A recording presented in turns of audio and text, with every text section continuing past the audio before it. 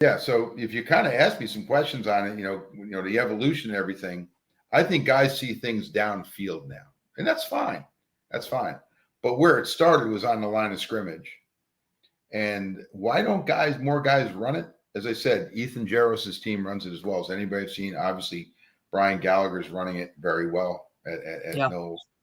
But those are the guys you really want to talk about. The reason they've stayed in what they did was not to be different, but to be different because it's effective.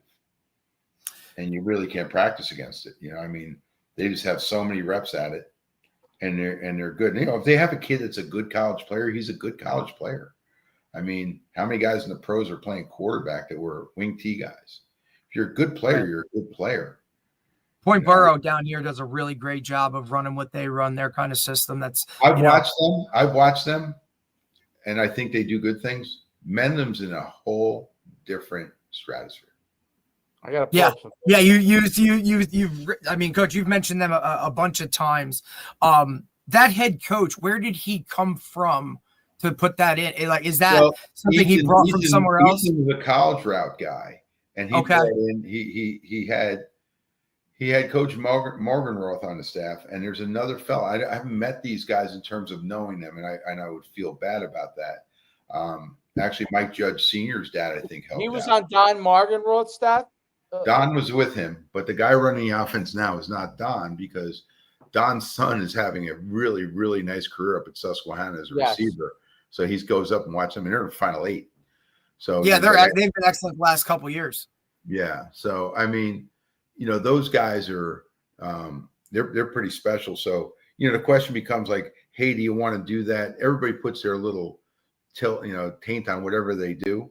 And I guess it depends on your personnel. For me, it's often not the personnel we have. It's but who's the next guy. Like, what happens if we don't have this guy? Right. So, now we're going to spend all this time inserting this or installing it, and then it's going to get thrown out the window. Well, my point is that so if you're in a shotgun and you're running a lot of read stuff, I would recommend that highly, because, and David has done it, your running backs can take all your quarterback reps. They can learn those reads. There's only Dave, how often did you do that? Like, we did that, right? Like, beginning of practice, there would be 5 guys taking snaps, and maybe 2 of them were quarterbacks.